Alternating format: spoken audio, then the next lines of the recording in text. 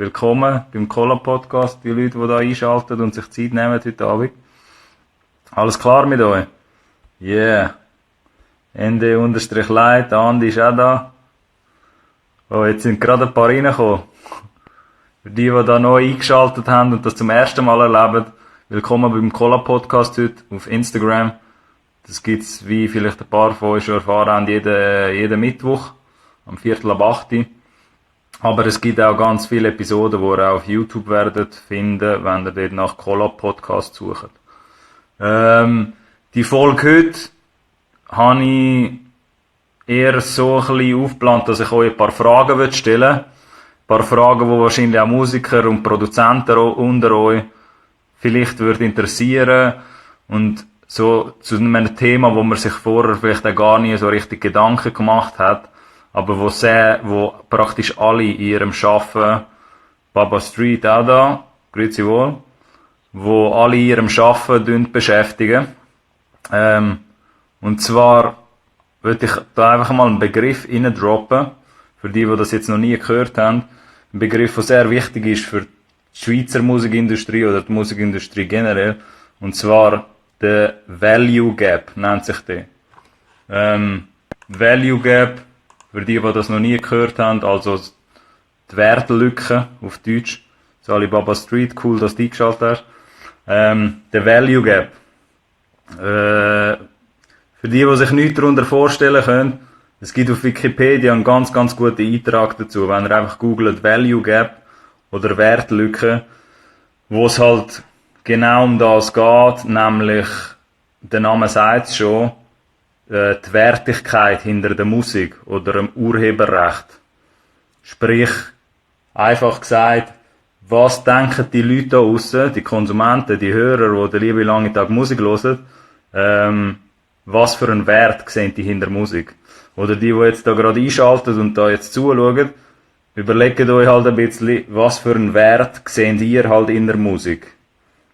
Wenn ihr jetzt privat konsumiert oder halt auch selber irgendwie Musik macht und das erschafft, bei das ganze Thema zusammengesetzt und die Wertvorstellung dahinter von den Menschen da draussen, von der Gesellschaft, das geht halt sehr fest in den Value Gap Gedanken rein, weil Gap, also es geht halt nicht nur um den Value, um den Wert, sondern es geht auch um die Lücke.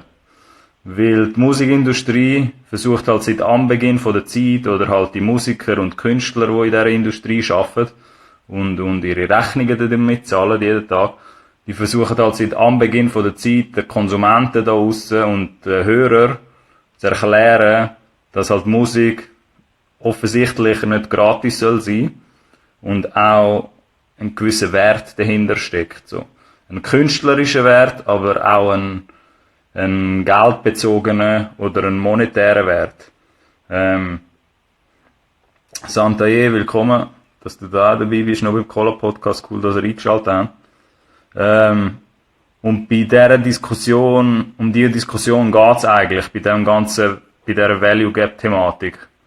Was halt, ob es tatsächlich eine Lücke gibt, hinter dem, was Konsumenten als wertvoll erachtet und was halt Musiker denken. Weil wenn man jetzt die zwei Seiten würde fragen, und einige von euch da, die vielleicht eingeschaltet sind, halt selber irgendwie an Musik produzieren oder an Musik, der Costa ist auch da, grüezi wohl, der Herr. Auch für dich, wir reden heute über ein spannendes Thema vielleicht für ein paar, die jetzt da neu dazugekommen sind, nämlich der Value Gap in der Musik. Und wie Konsumenten da draussen zu der Wertigkeit von Musik stehen. Und wie viel sie eigentlich bereit sind zu zahlen.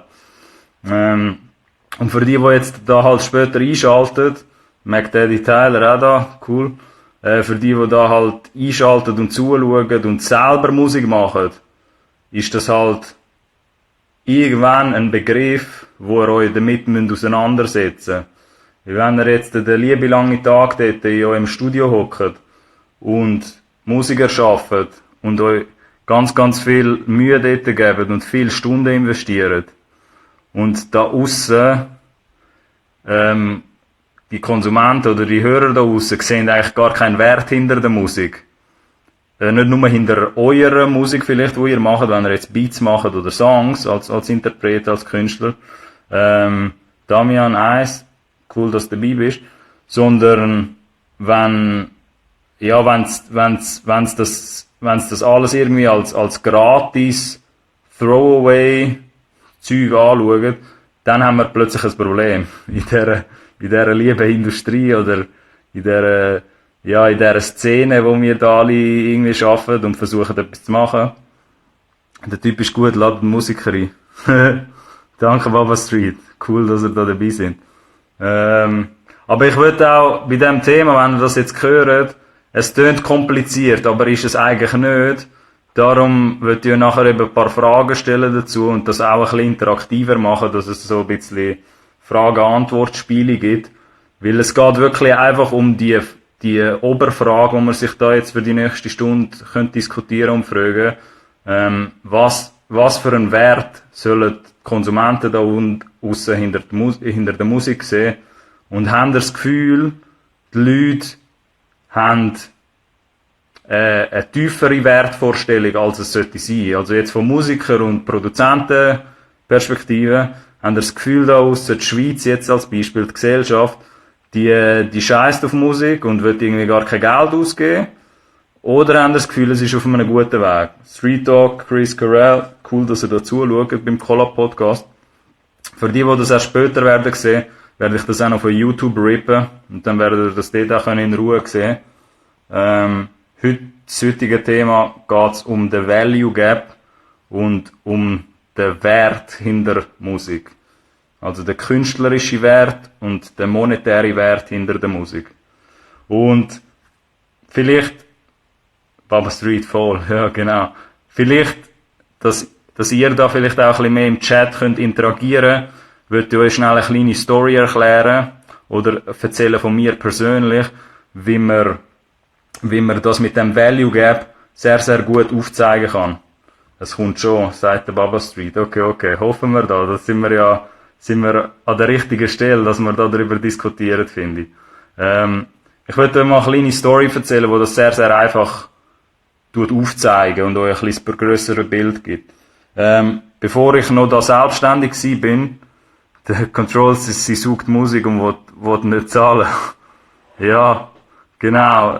Also, ihr müsst euch so vorstellen, wo ich, und das habt ihr sicher auch gehabt, wo ich noch, bei der Warner Music gearbeitet habe, vor 1,5 Jahren, könnt ihr euch vorstellen, bin ich jeden Morgen aufgestanden, habe meine Routine daheim gemacht, bin auf dem Weg zum Geschäft, das war immer eine Station mit dem Zug, ich musste irgendwie zum Stadelhofen gehen und dort aussteigen, und auf dem Weg zum Büro bin ich immer am Bäck vorbeigegangen, an der Bäckerei, wo es dort gerade an der Straße hat. Chris Carell schreibt, es gibt einen Wert, Leute feiern, die es richtig fühlen, zahlen gern, aber wir in der Schweiz, wenn wenig ernst genommen sind, wenig dazu bereit, wird nicht so, sind weniger Leute ein bisschen dazu bereit, ja. Das finde ich eben auch, Chris Carell. Es ist so ein bisschen eine Hassliebe da, sage ich jetzt einfach mal. Aber, um schnell ganz zurück zu dieser Story zu kommen, ich würde eben da noch versuchen, mit denen, die jetzt neu dazugekommen sind, noch schnell ein bisschen, near on you, schnell abchecken, wer reinkommt, aber, ich komme nachher später sicher auch noch mal ein bisschen dazu. Und bevor ich amigs dort im Büro war, habe ich halt jeden Morgen immer 2 Gipfeli geholt bei dieser Bäckerei. Und die 2 Gipfeli, lass es, was haben die gekostet? 2,60 Franken. Das war im Seefeld, hier in Zürich, das ist ein bisschen eine teurere Ecke dort. 2,60 Franken oder irgendwie 3 Stutz hat man für die 2 Buttergipfeli gezahlt, so. Ich kann die 2 Buttergipfeli jeden Morgen wie so wählen, weil ich habe daheim auch irgendwie nichts zu Morgen gegessen, amigs. Und die 2 Buttergipfeli habe ich gebraucht, jeden Tag. Und lass es jetzt für die Geschichte, lass es 3 Stutz sein, wo die 2 Buttergipfeli gekostet haben. Aber ohne die 2 Buttergipfeli am Morgen hätte ich meinen Tag gar nicht starten können und hätte auch gar nicht können ja, richtig funktionieren. So wie ihr vielleicht auch irgendeine Morgenroutine habt oder irgendetwas, ob das jetzt ein Kaffee ist oder irgendetwas, wo ihr am Morgen unbedingt braucht, so. Und die 2 Gipfeli, die 3 Stutz gekostet haben, ich bin halt gewillt gsi, jeden Morgen 3 Stutz auszugeben für sicher etwa 2 oder 3 Jahre. Back to back, jeden Tag. Vom Montag bis am Freitag. Also jetzt über einen längeren Zeitraum, wenn ich mich so ein bisschen selber analysieren würde, so. Und jetzt kann man halt die Übung machen, weil es geht auch mit dem Kaffee, mit dem 5-Stutz-Kaffee, wo sich jemand, wo halt Fan ist von Kaffee, jeden Morgen einen 5-Stutz-Kaffee irgendwie gönnt. Die Leute können halt dann amix fragen, ob jetzt Gipfeli oder Kaffee, wenn du jetzt 3 Stutz ausgibst für Gipfeli jeden Morgen, weil du so begeistert bist von Gipfeli und du brauchst sie, gleichzeitig bin ich aber auch jemand gewesen, der sehr, sehr viel Musik gelost hat pro Tag und halt heavy User gewesen bin sozusagen und immer noch sehr intensiv und sehr viel Musik am Hören bin. Und habe halt auch immer ein Streaming-Abo gehabt, so in dieser Zeit, wo ich halt Cash verdient habe. Aber hätte man mich jetzt dort gefragt, bin ich bereit dazu, jeden Tag 3 Stutz zu zahlen für meine Musik. Weil ich ja eben mit dieser Parallele jeden Tag meine Gipfeli will, aber ich will auch jeden Tag meine Musik hören. Würde man jetzt die Leute raus fragen, ja, ist man bereit dazu, 3 Stutz zu zahlen am Tag, dann ist halt ein rechter Betrag plötzlich da im Jahr, wo halt die Musiker oder die Musikindustrie und die Künstler dort dahinter würden verdienen. Weil wir sind noch nicht dort, und ich werde euch das nachher ein bisschen mit Zahlen zeigen, mit Statistiken, dass halt effektiv 3, 4, 5 Stutz pro Tag ausgeht für Musik. Aber vielleicht versteht ihr ein bisschen, auf was ich raus will, so. Vielleicht habt ihr eben, geht ihr irgendwie jeden Tag in Starbucks oder jeden 2. Tag in Starbucks und kauft euch dort einen Kaffee. Wir haben jetzt nicht die Diskussion, wie teuer oder nicht teuer der Kaffee dort ist. So meiner Meinung nach ist er ein bisschen zu überteuert im Starbucks. Darum bin ich auch nie dort. Aber es gibt halt Leute, die sich jeden Tag, da in Zürich vor allem mit diesen Preisen, einen 5 Stutz Kaffee gönnen. Und die gleichen Leute, grüezi wohl, schaut was? Geile Sicht, True Words. McDaddy Tyler, danke vielmals. Baba Street hat da übrigens noch geschrieben, vor 10 Jahren haben wir keine Afro-Musik im Schweizer Radio gehabt. Mittlerweile schon. Ja, das stimmt, Baba Street. Da müsste man sich jetzt auch fragen, wieso das Schweizer Radio das jetzt natürlich macht. Respekt für Künstler. Habt ihr dann das Gefühl, eben mit dieser Story, mit dem Kaffee, oder jemand, weil der gleiche Dude oder die gleiche Frau, die sich halt jeden Morgen einen Kaffee gönnt für 5 Stutz, hört vielleicht auch jeden Tag mega viel Musik. Und dort könnte man sich dann jetzt eben plötzlich anschauen, so 5 Stutz pro Tag für einen Kaffee, oder? Was das im Jahr etwa dabei rauskommt, könnt ihr euch ausrechnen, oder im Monat. Und jetzt kann man sich natürlich da eine Einnahmequelle anschauen für die Musiker und Künstler unter euch. Und zwar, ja, wie teuer ist denn eigentlich ein Streaming-Abo? So. Und ein Streaming-Abo in der Schweiz ist, glaube ich, irgendwo Durchschnitt 12 Franken im Monat. So. Jetzt seht ihr, ich sage jetzt einfach mal 12, 13 Stutz. Ich bin jetzt nicht auf einer Seite von einem Streaming-Anbieter, wo ich da den Preis anschauen kann. Aber jetzt seht ihr, auf der einen Seite haben ihr mega viele Leute, die einfach gerne den ganzen Tag Musik hören und das für 12 Stutz machen im Monat. Und die gleichen Leute sind aber auch bereit, 5 Stutz zu zahlen für einen Kaffee jeden Tag, so. Und dort kommt halt jetzt ein bisschen der Value Gap, wenn wir bei dem Thema Wertlücken sind, auf Deutsch gesagt. Macht das Sinn? Macht das nicht Sinn? Müssten wir mehr zahlen für Musik? Sieht Konsumenten, die Gesellschaft da draussen, die Musik eher ein bisschen unter dem Wert als das, was es sollte sein. So, über das können wir jetzt da ein bisschen reden. Darum gebt euch gerne meinen Input. Idiom schreibt da, man ist auch als Musiker ein bisschen selber dafür verantwortlich. Wenn man als Musiker deine eigene und der andere ihre Musik nie wertschätzen kannst, auch nie erwarten, dass jemand anderes Geld dafür ausgibt. Voll, Bro, schreibt der Baba Street.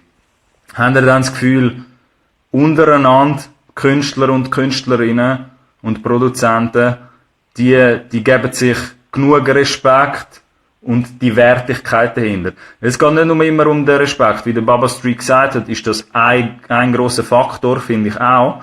Aber wirklich die Wertigkeit so, dass ich rede halt viel auch mit dem Medium und mit ein paar anderen Leuten in Bern auch nichts darüber, dass halt, ich kann schon verstehen, wieso nicht eine mega Wertigkeit, ein mega Wert kann dahinter sehen bei gewissen, sagen wir jetzt Hip-Hop-Tracks als Beispiel, wenn es zum Beispiel nur so 8-Bar-Loops sind, so ein Freestyle, wo einfach angeschissen worden ist und man hat sich halt keine Mühe gegeben. Die Freestyles kennen die aber ab und zu auch. Ich sage nicht, dass es das nicht braucht, in dem Rap-Game als Beispiel oder in dieser Musikszene, aber Sachen, wo man halt schnell in 15 Minuten angepappt hat, kann halt hinter dem auch eine künstlerische und eine monetäre Wertigkeit sein, wo halt Leute wirklich auch gutes Geld zahlen dafür, so. Ihr seht vielleicht hoffentlich, auf was wir da raus wollen. Ich will jetzt nicht, ich hoffe, es ist jetzt nicht mega kryptisch, aber das Thema soll eben sein, okay, easy, sehen die Konsumenten draussen, die Hörer, haben das Gefühl, sehen die den Wert hinter der Musik oder halt nicht. Und haben das Gefühl, die Antworten so für einen Chris Corell und andere Leute, die da jetzt zuschauen, die halt auch da aussen Musiker sind und Songs releasen, haben das Gefühl, die Antworten, die ihr heutzutage bekommt, von den Leuten auf der Straße und so, sind wertiger, also sie nehmen das respektvoller an, als vielleicht schon auch vor 2 Jahren. Weil wenn es so wäre, dann kann man zumindest halt sagen, ja, wir sind auf einem besseren Weg, oder die Entwicklung geht gegen auf, dass die Leute halt bereit sind, ein bisschen einen Mehrwert dort dahinter zu sehen, so. Ich werde euch nachher noch ein paar Sachen dazu sagen, jetzt spezifisch von der Musikindustrie, wo vielleicht ein paar Leute jetzt schocken würden oder so, weil da gibt es ein paar lustige Statistiken, die man sich anschauen kann. Aber ja, das ist jetzt gerade ein bisschen das Thema, das wir vorbereitet haben. Ich muss da noch geschwind schauen. Gut, ist immer noch am Recorden. Und für die das neu anschauen werden, das wird nachher noch 24 Stunden in der Instagram-Story zu sehen sein, der Collab-Podcast. Und auf YouTube werde ich das dann auch rippen, dass man sich das dort auch in Ruhe anschauen kann. Die Folge heute soll eher ein bisschen interaktiver sein und so ein bisschen Frage-Antwort sein. Mac Daddy Tyler schreibt da, sie sehen es zu wenig. CH-Musik ist allgemein nicht so wertvoll angesehen wie in anderen Ländern. Street Dog 85 schreibt, gibt's überhaupt ein Major-Label in Bern? In Bern gibt's kein Major-Label Street Dog. Die 3 Major-Labels sitzen alle in Zürich. Warner Music, Sony Music und Universal Music, die 3 grossen Majors, die sind alle in Zürich. Aber ja, vielleicht müsste man sich überlegen, bald einmal regionale Büros aufzumachen. Chris Galera schreibt da, geil, dass ihr da mitmacht. Sonst haut alles in den Chat rein, wenn ihr da Gedanken habt. So, ich bin sehr froh um eure Meinungen und dass wir ein bisschen Diskussion starten können. Chris Corell schreibt da, ich glaube schon, dass die Musik eine gewisse Qualität muss haben. Aber ich denke, zu viele Musiker vergessen, dass Leute eine Brand kaufen. Du musst den Leuten mehr geben als nur die Musik. Okay. Gute Theorie, Chris Corell, finde ich auch. Idiom schreibt, ja, das Kontroverse ist zum Beispiel Leute wegen Geld mit ihren Shows machen, aber bei den anderen Rappers gratis in die Show, weil sie auch Musiker sind oder so. Oder sie wollen für Beats nicht zahlen, aber wollen Cash mit Streams verdienen. Ja, so ein bisschen ein Widerspruch. Man will fürs eine will man halt zahlen, aber fürs andere vielleicht nicht. Control antwortet auch, aber die Dichte vom Konsum ist gross, Mac Daddy. Genau, ich habe da auch noch eine andere Folge dazu, wo mehr so um den Konsum geht in der Schweiz. Aber ihr seid schon alle auf dem richtigen Pfad. Ich verstehe, was ihr da meint. Und vor allem auch das, was der Chris Corell da gesagt hat. Ich stimme völlig zu, dass man den Leuten, den Konsumenten, den Hörern da draussen, den Schweizer Fans, mehr geben muss heutzutage als nur Musik. Was heisst aber mehr geben? Mehr geben heisst für mich auch sinnbildlich halt, dass die Qualität auf einem höheren, speziellen Level muss sein. Mit mehr meine ich jetzt nicht zwingend, dass du ihnen dein letzte Hemd und deine Seele und alles müsstest geben.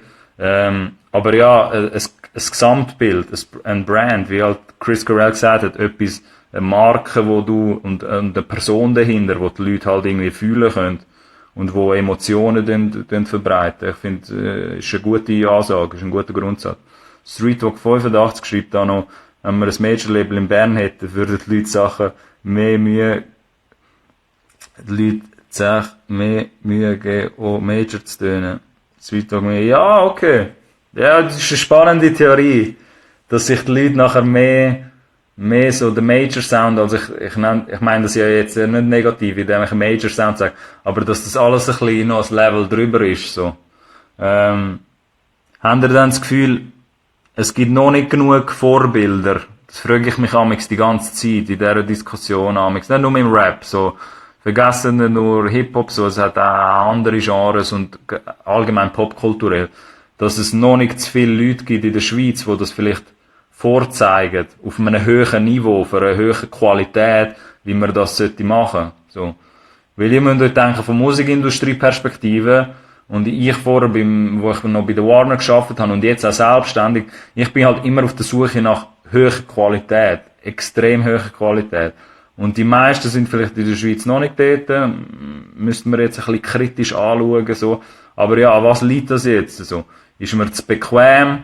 Kann man da gar nicht so eine grosse Qualität im Vergleich wie zu so einem US, Young Thug oder Katy Perry oder so erschaffen, weil man sich da gar nicht so viel Mühe geben kann dazu.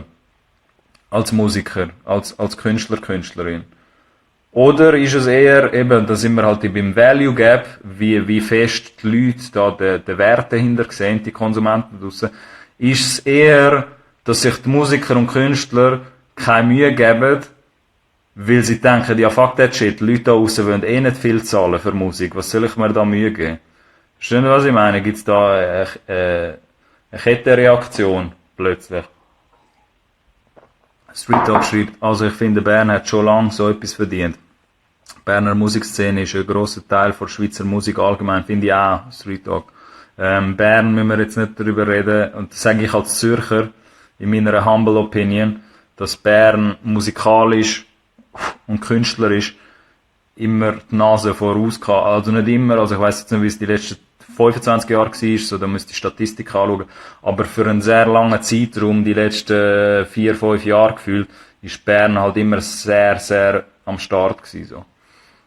Definitiv. Und auch mit grossen Acts, muss man sagen, also mit Acts, wo etabliert sind und wo grösser geworden sind. Chris Corell hat da jetzt schon wieder eine Diskussion gestartet, was geil ist, Ad Street Talk.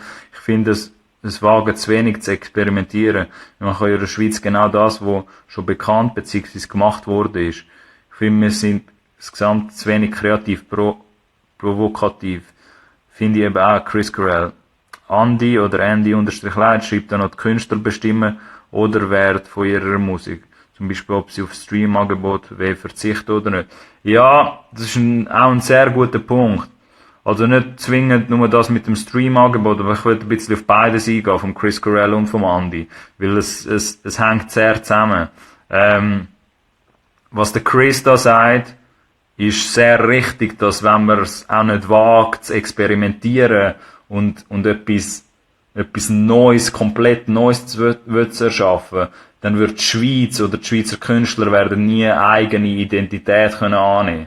Also eigene Musikidentität, eigene Kunstidentität.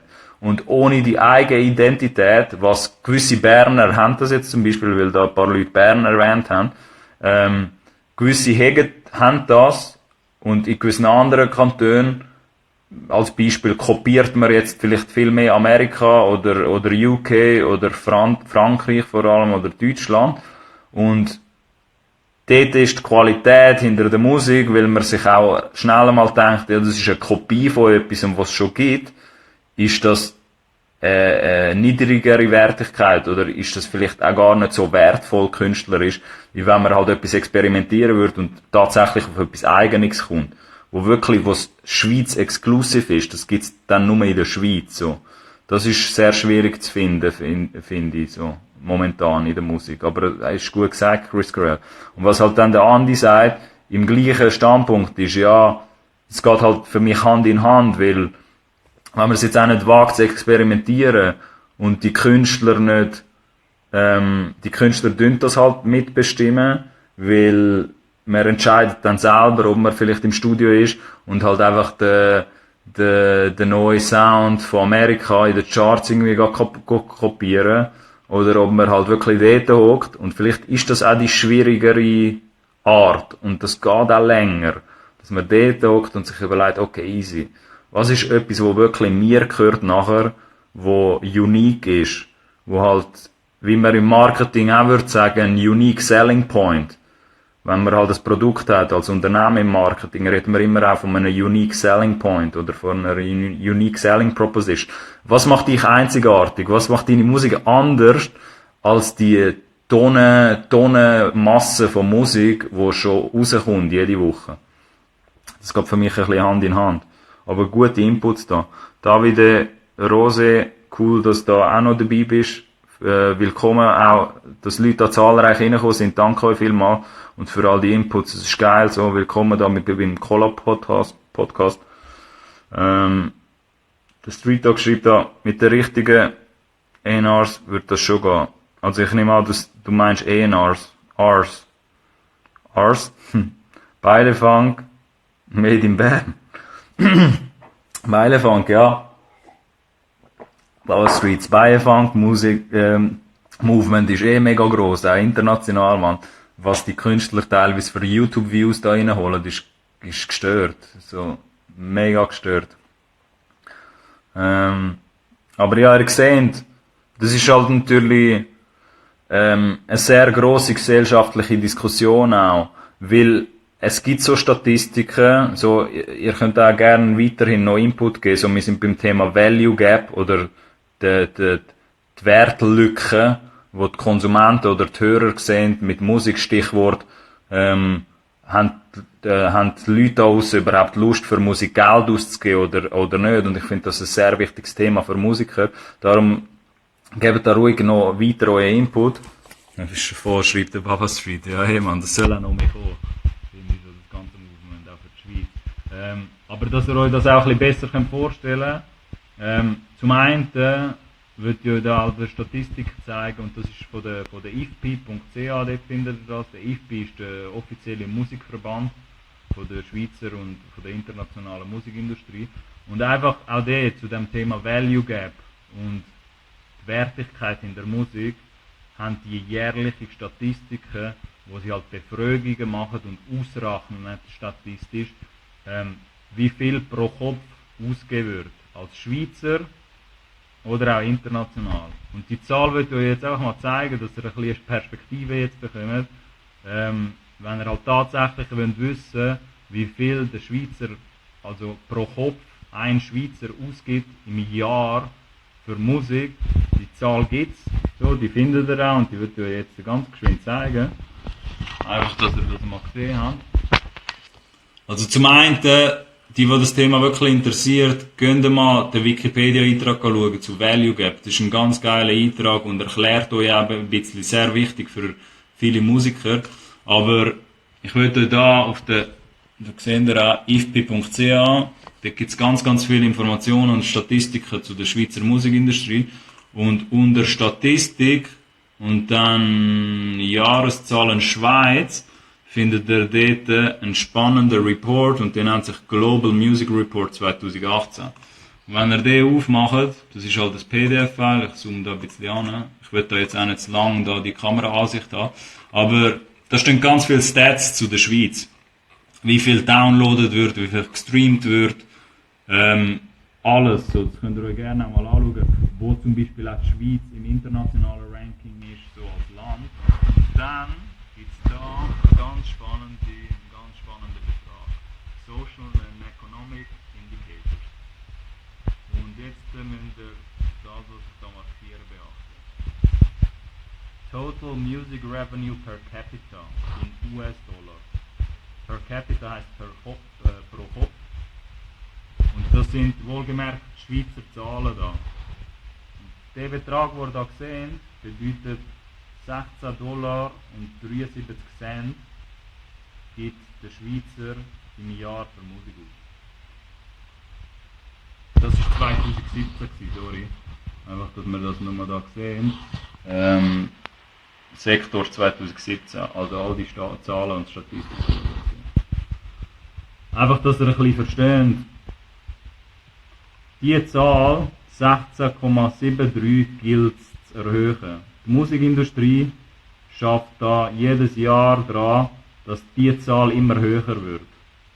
Weil $16, also man ist zwar in Dollar, aber man befindet sich da in der Schweiz, so, die haben das halt nicht können in CH, in Schweizer Franken ausrechnen, aber man kann es schnell machen. Umso höher die Zahl ist, umso besser geht es der Schweizer Musikindustrie. Und wenn ihr euch jetzt überlegt, man sieht mich da wieder, $16 oder so, ich weiß nicht, was der Kurs ist momentan, aber ich glaube, es ist immer 1:1, oder? Sagen wir jetzt, das wären 16 Stutz im Jahr pro Kopf. Wenn ihr jetzt mich fragt, das ist noch nicht so viel Geld. Und Achtung, wieso ist das jetzt so low? Ich denke, boah, das ist ja auch durchschnittlich da. Da sind ja ein paar Schweizer befragt worden, beziehungsweise mit dieser Statistik. Müsst ihr euch halt vorstellen, die Zahl ist auch so low, weil nicht jeder hat ein Apple Music oder ein Spotify Account, also ein Abo, ein Bezahlabo. Und auch nicht jeder hat zahlt für YouTube. Die meisten konsumieren halt Musik immer noch im Gratisbereich. Sprich im YouTube Freemium Bereich zum Beispiel oder im Spotify Freemium Bereich. Also es gibt zwar sehr viele Leute, die dennoch in der Schweiz schon Geld ausgeben für ein Premium-Abo, aber das sind noch nicht alle. Von 7 Millionen Leuten, oder lass es 2, 3, 4 Millionen sein, die da empfänglich sind für Musik und Musik hören am Tag, sind es noch nicht so viele Leute, die auch Abos haben, Streaming-Abos, weil sonst wäre die Zahl sehr viel höher. Darum versteht ihr vielleicht ein bisschen, was ich meine mit dem Value Gap und die Wertigkeit in der Musik. Weil es gibt gewisse Länder, wo die Jahreszahl pro Kopf, was man da an Umsatz generiert pro Kopf mit einem Schweizer, in anderen Ländern ist die Zahl vielleicht viel grösser. Aber es gibt dann wiederum Länder, wo die Zahl auch viel kleiner ist, wie Brasilien oder Russland, wo halt Leute kein Cash haben oder wenig Geld, so respektvoll würde ich das jetzt sagen. Und das wenige Geld, das sie haben, wollen sie natürlich nicht für Musik ausgeben. Eben, wenn du jetzt wenn du das Geld zum Überleben brauchst, dann ist das Letzte, an was du denkst, vielleicht irgendwie, dass du alles streamen kannst, was du willst, so die Musik, wenn du dort ums Überleben müsstest kämpfen. Aber ich hoffe, ihr versteht ein bisschen, auf was ich raus will. Chris Corell schreibt da noch, Baba Street Facts. Ich glaube, wir sind Kultur.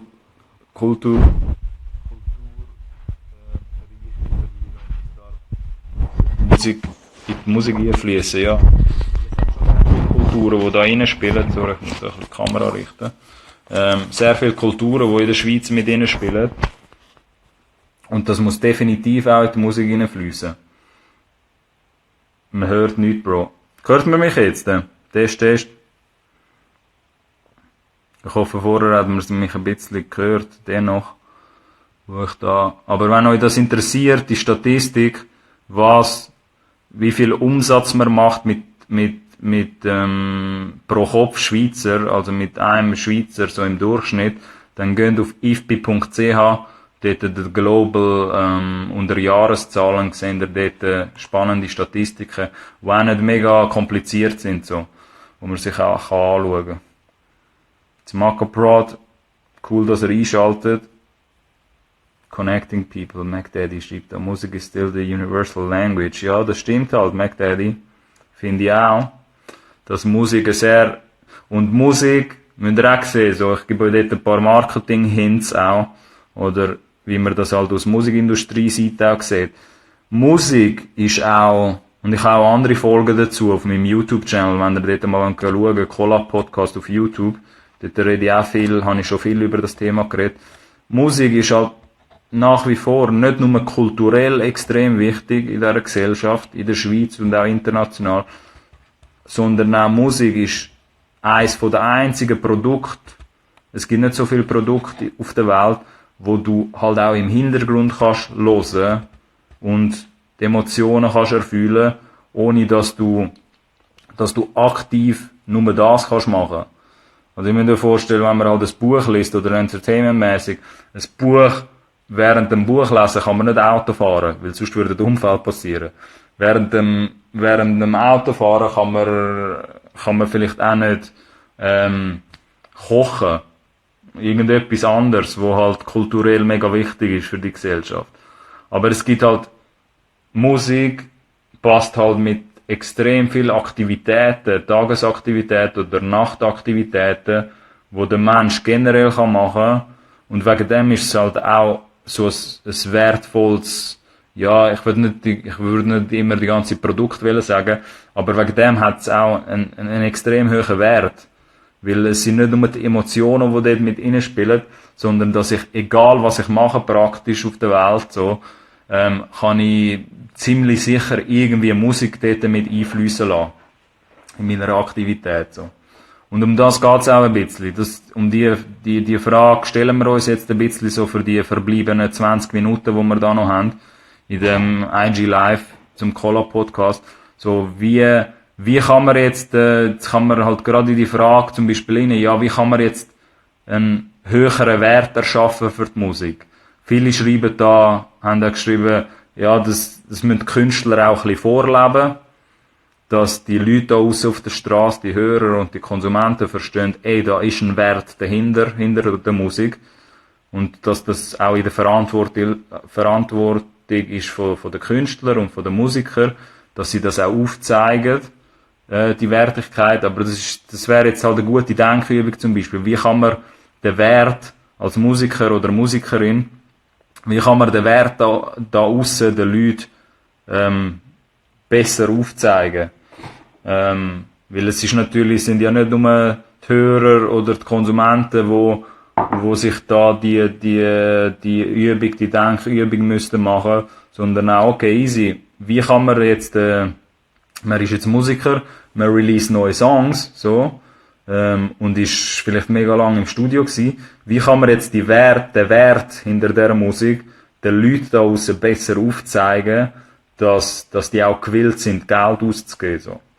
Das sind so halt universelle Fragen oder philosophische Fragen, die sich ganz, ganz viele Leute stellen in der Musikindustrie, weil ihr müsst euch nicht denken, dass das immer nur so money-hungry Leute sind in dieser Musikindustrie, die alle nur Business machen und irgendwie Kunst ausnehmen oder so, sondern die Zahl, die ich euch da gezeigt habe, auf ifpi.ch, da schaffen halt alle Labels und die ganze Musikindustrie und auch ich zum Beispiel in meiner Arbeit schaffe da mit und tue damit dazu beitragen, dass da aussen die Leute ein bisschen mehr checken, dass halt ein Wert hinter der Musik soll sein und dass das nicht alles soll gratis sein und dass man halt Geld soll ausgeben dafür. Weil es halt eine kulturelle Wichtigkeit hat. Aber eben, was gibt's halt für Möglichkeiten? Du bist jetzt Musiker, du bist Produzent, vielleicht schauen halt auch ein paar Beatmaker oder Produzenten dazu. Jetzt so, geben mal ein bisschen Input, wenn ihr noch Bock habt, so, wie kann man den Wert da aussen auf der Straße diesen Hörern und Konsumenten ein bisschen besser aufzeigen, so. Da gibt's halt ein paar Theorien, die ich auch schon mir überlegt habe, aber ich würde auch ein bisschen uns Wort amix überlassen. Weil für mich ist halt immer ein grosser Punkt gewesen, wie man so ein Value, den Wert dahinter aufzeigen kann als Musiker, halt die Arbeitszeit dahinter. Ich glaube, viele Leute da draussen checken gar nicht, wie viel Arbeit da dahinter steckt. Wie viel Nacht oder Tag man da im Studio hockt und irgendwie an der Snare hockt, zum halt die Snare, oder ich rede sehr von Produzentensicht, oder halt der Vocal Take im Chorus genau so machen mit den Harmonies, wie man halt das will, als Sänger oder Sängerin. Und die Leute verstehen auch gar nicht, dass das nicht alles in 20 Minuten schnell gemacht wird. Und das ist natürlich auch eine Wertekommunikation, die dort entsteht, müsst ihr euch vorstellen. Dass halt, wenn jetzt, wie der Idiom vielleicht zum Beispiel gesagt hat, Halle mich, muss noch ein bisschen Musik machen. Easy McDaddy. Alles klar.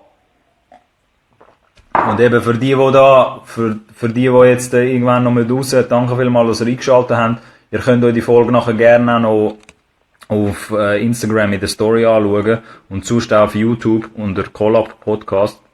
Könnt ihr mal den Channel abchecken, da gibt's ganz viele Themen noch dazu.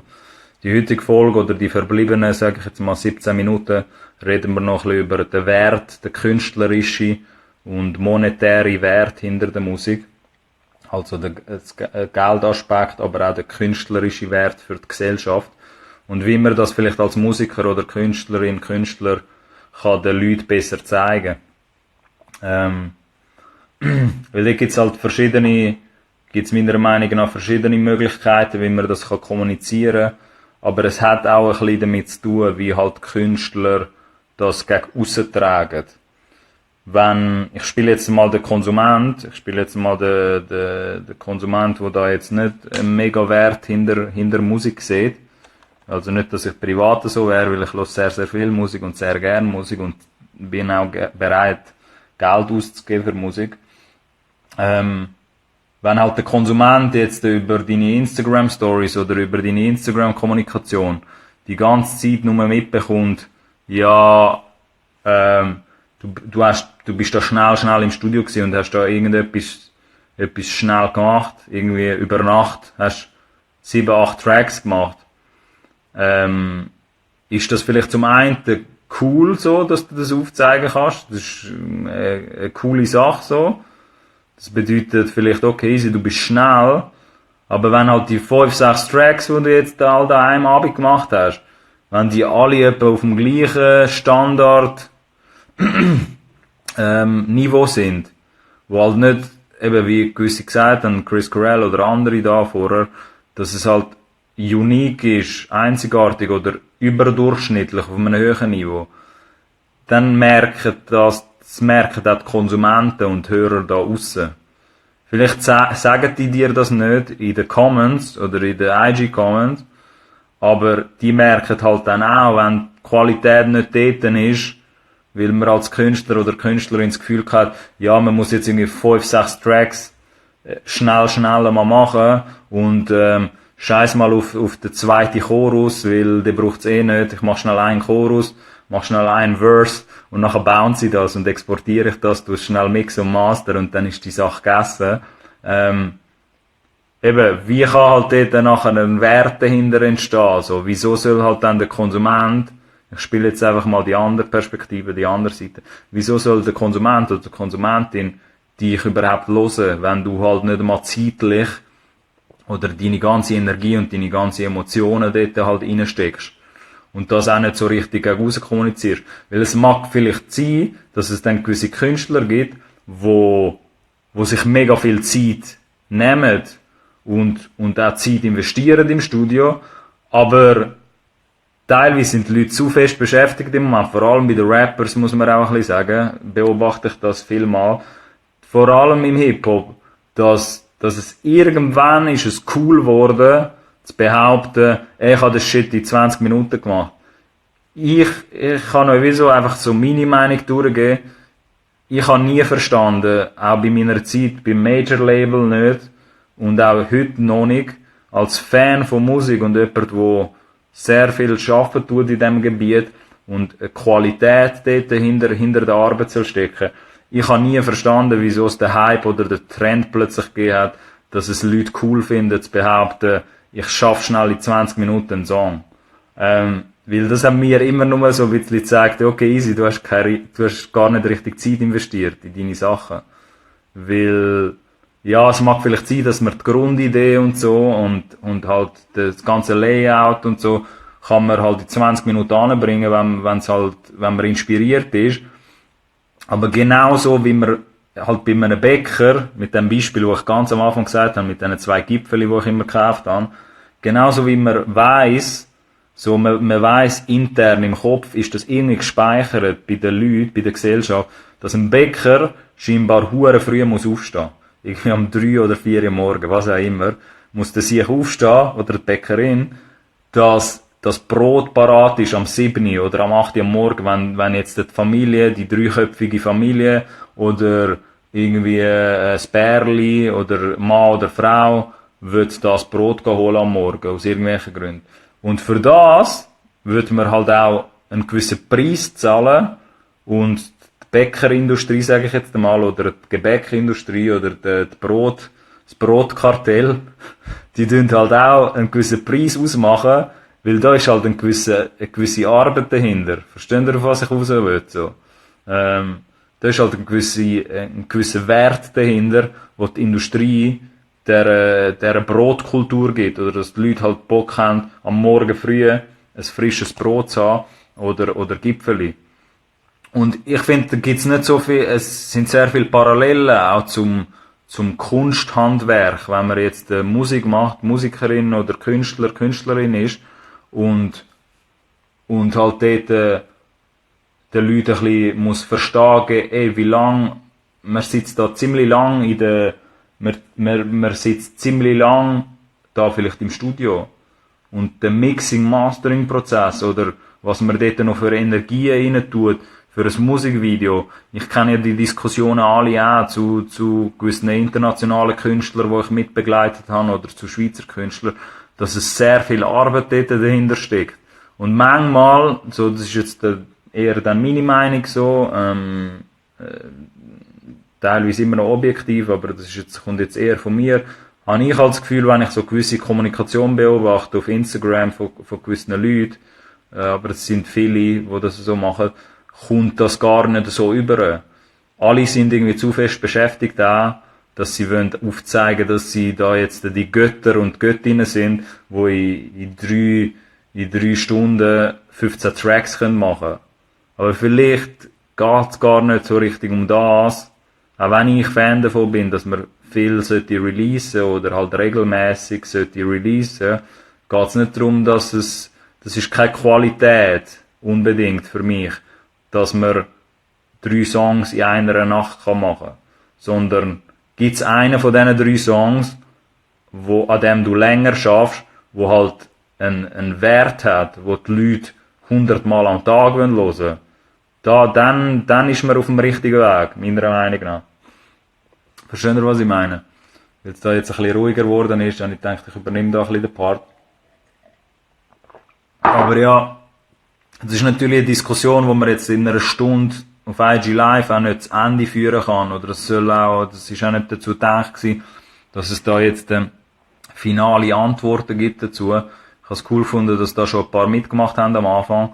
Aber das ist halt etwas, wo sich die Musikindustrie denken, das Musikbusiness oder die ganze Branche, alle Labels, alle Musiker, alle Musikerinnen, Songwriter, Produzenten, haben da sehr lang immer schon an dem geschafft. Und das ist eine sehr wichtige Thematik immer gewesen, der Value Gap, oder halt die Wertelücke, oder wie man halt die Gesellschaft da aussen aufzeigt, dass das nicht nur eine kulturelle Wichtigkeit hat, Kunst, also Musik, Kunst, sondern halt auch die Leute monetär, also geldtechnisch, einen Wert dahinter sollen sehen.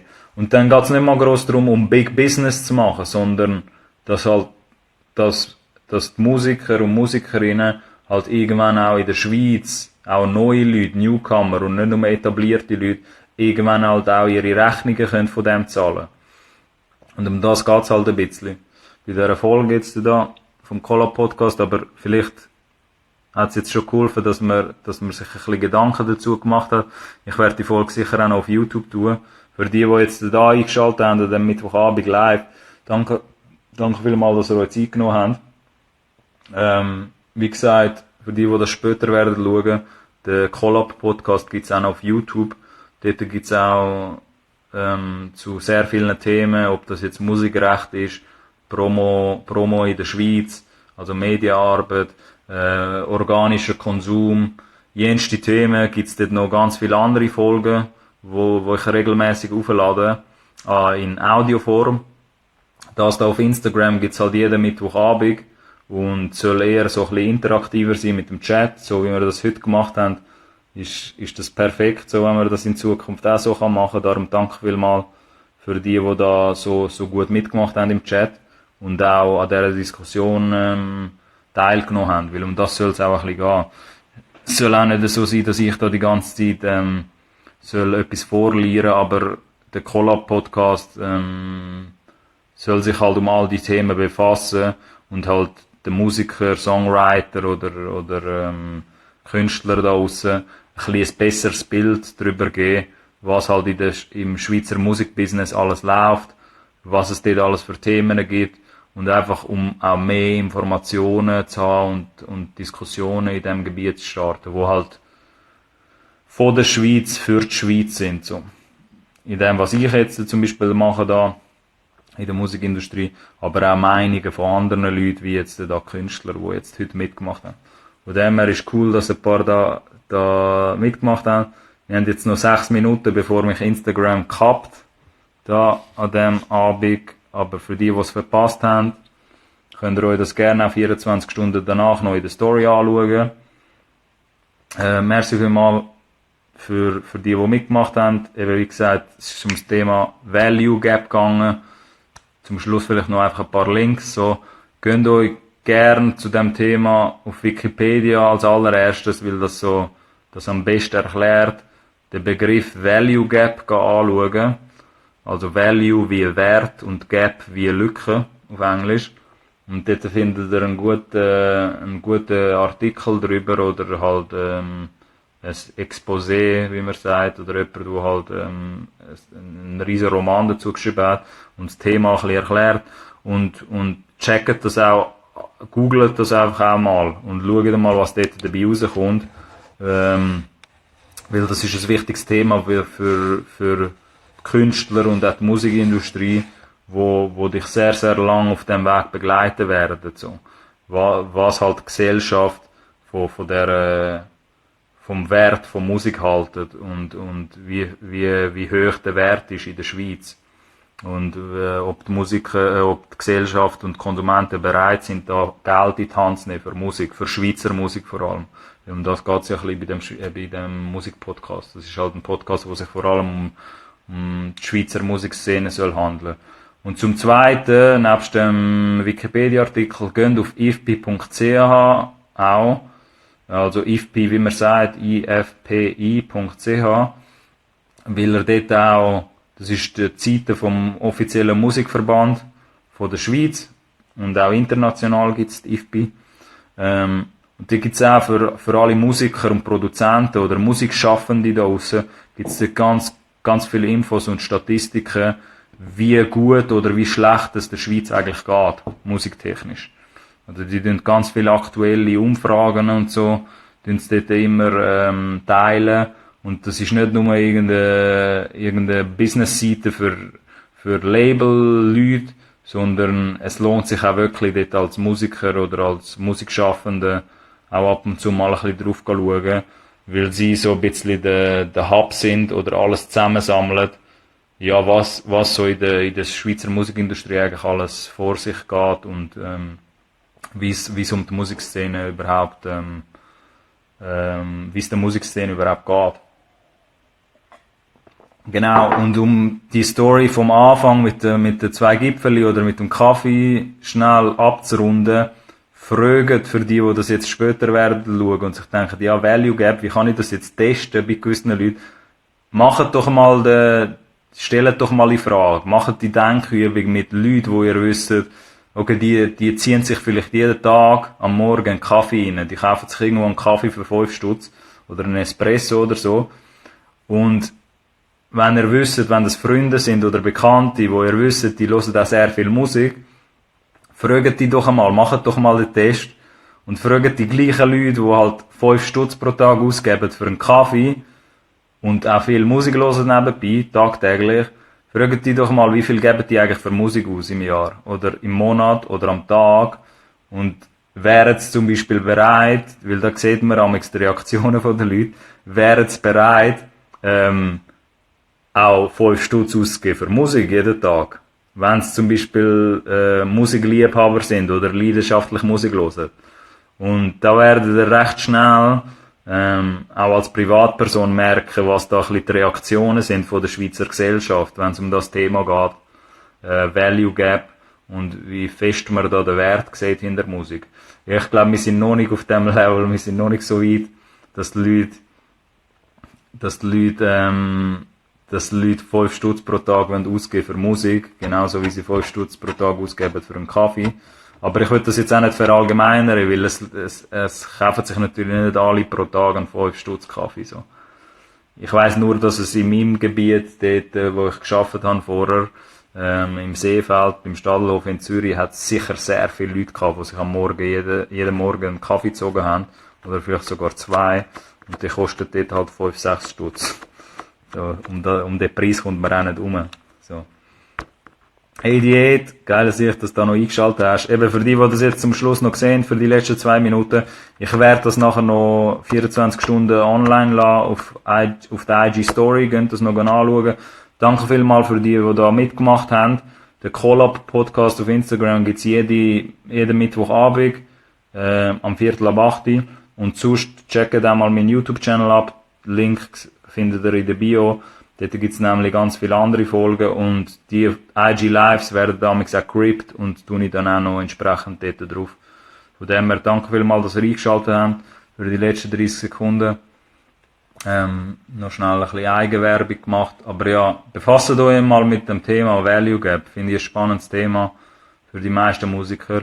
Und ja, für die das verpasst haben, vielleicht sehen wir uns am nächsten Mittwoch oder dann auf YouTube unter Collab Podcast. Merci vielmals, dass ihr mitgemacht habt. Das war cool. Danke vielmals.